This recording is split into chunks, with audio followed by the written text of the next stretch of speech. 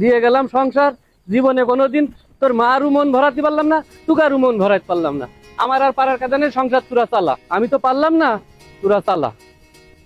যাই কোনো একদিকে বেরিয়ে যাই, 15 দিন অন্তত বাড়ির বাইরে থাকি। ছেলেপেলের একটু শিক্ষা দেওয়ার দরকার, জীবন আসলে কি। জীবন ওরা যত সহজ মনে করে, আসলে অত সহজ না। বেরিয়ে যাই, 15 দিন চালাক, তারপরে বুঝবে সংসার আসলে কি। এখানে একটু বসি। ছেলে পেলে মানুষ সংসার চালাবে না, কি দিয়ে কি করবে না, খাওয়ার কষ্টই করে নাকি। দোস্ত মাসুদের একটা ফোন দিয়ে দিনি। হ্যালো। হ্যাঁ, তুই কোনে আছিস দোস্ত? আমাকে বাড়ির দিকে ঢুকছি, ওই রাস্তায় একটু বসে আছি, একটু আয় তো। না কোনো সমস্যা না, তুই আয়, আসলি বলছি। আচ্ছা।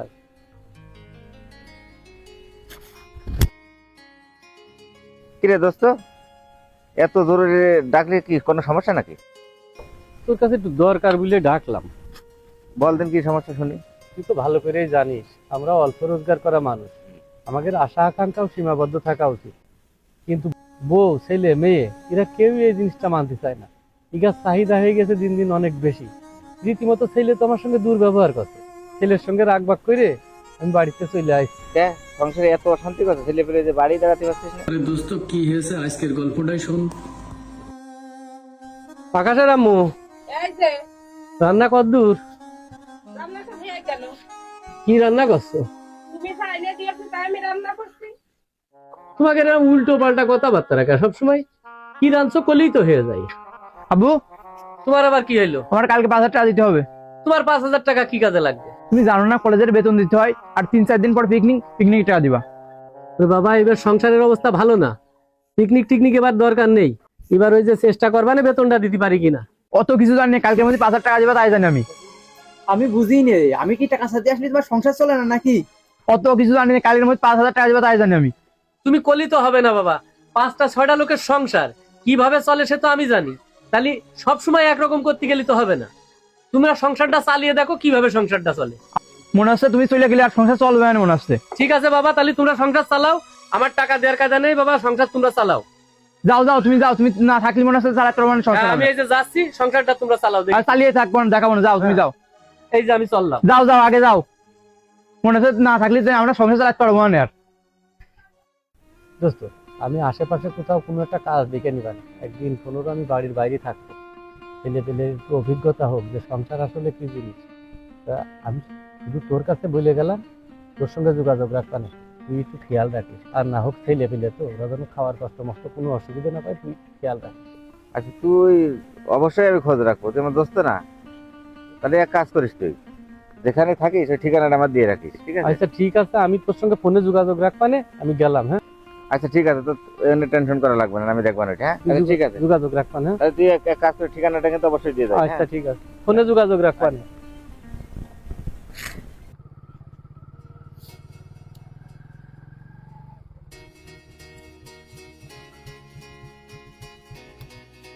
রিপন, রিপন বাড়ি আসো। কাকু, আব্বু তো বাড়ি নেই। এমনি এই শোন, কাকু কিছু বলবেন? হ্যাঁ, তোর আব্বু কই? কাকু, আব্বু তো বাড়ি নেই।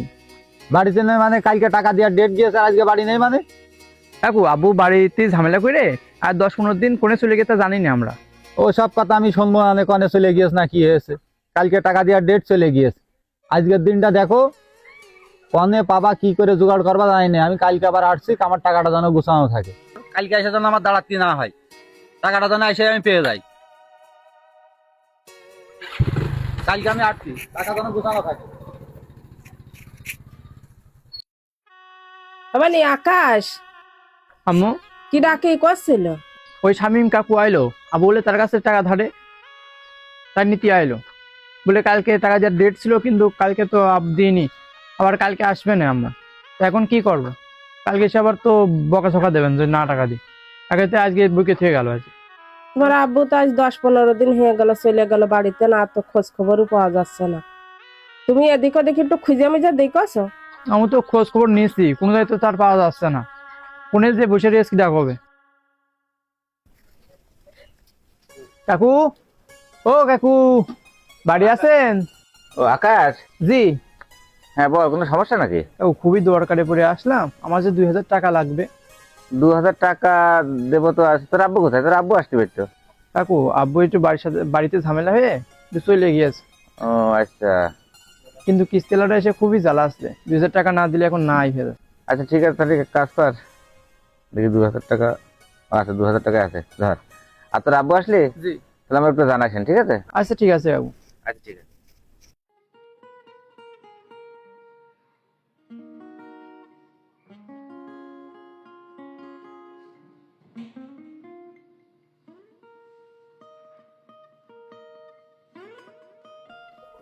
ও ভাইয়া, কি হইলো?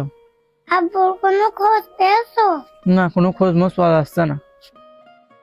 ভাই আমার তো স্কুলের ফি দেওয়া লাগবে, কয় টাকা?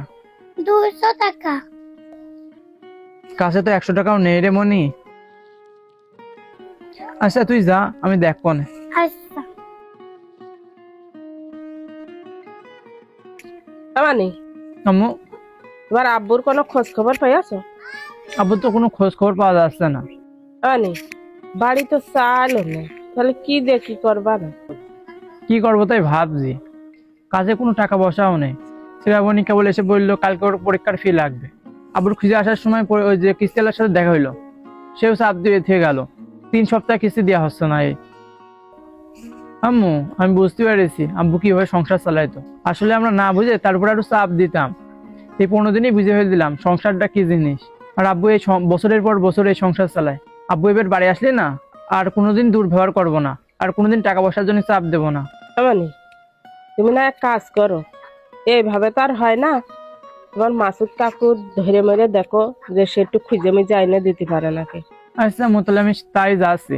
মাসুদ কাকুর সাথে তো আবার ভালো সম্পর্ক ছিল, এখন তার কাছে যেয়ে দেখি সে যদি কোনো খবর মোবর পায়।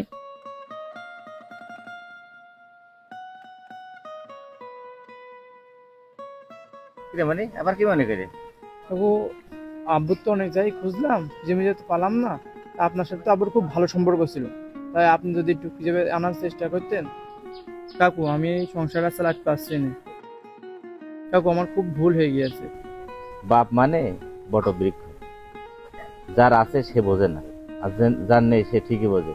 এই কয়দিনই তো তোরা হাড়ে হাড়ে উপলব্ধি করতে পারছিস যে বাপ কি জিনিস। তোদের সংসার কিভাবে চালিয়েছে তোর বাপই জানে। তাহলে শোন মনি, তুই যে মাঝে মাঝে আমার কাছ থেকে যে টাকা নিয়ে যাস, এই টাকাটা কিন্তু আমি আমার নিজের পকেট থেকে দিই, এটাও তোর আব্বুই দেয়।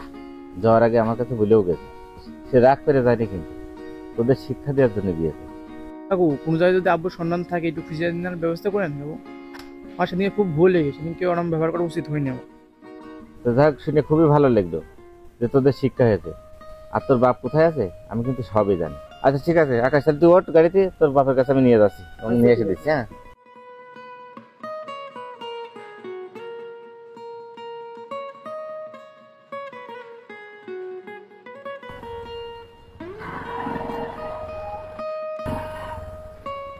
আকাশ,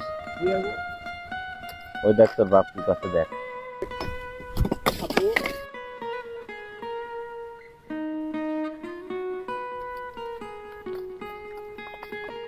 আব্বু তুমি কাজ করছো? আব্বু আব্বু আমার ভুল হয়ে গেছে, তুমি বাড়ি চলো। কেন বাবা, সংসার চালা। সংসার তো আমি চালাতে পারি না, সংসার তো তোকে দিয়ে দিয়েছি, তোরা একটু সংসারটা চালা। আব্বু আমার ভুল হয়ে গিয়েছে, তুমি বাড়ি চলো। আমি এই 15 দিনে বুঝতে পারছি সংসার চালানোটা কতটা কঠিন, আর তুমি সংসার না চালাতে পারলে আমরা তোমার সাথে কেরাম আচরণ করি। আব্বু আমি এই 15 দিনে আমার শিক্ষা হয়ে গেছে, তুমি বাড়ি চলো আব্বু। হ্যাঁ রিপন, তাহলে ছেলে যখন ভুল বুঝতেই পেরেছে, ভুল তো মানুষই করে, বুঝলি? তা তুই এখন বাড়ি চল। চলো আব্বু, বাড়ি চলো। চল চল।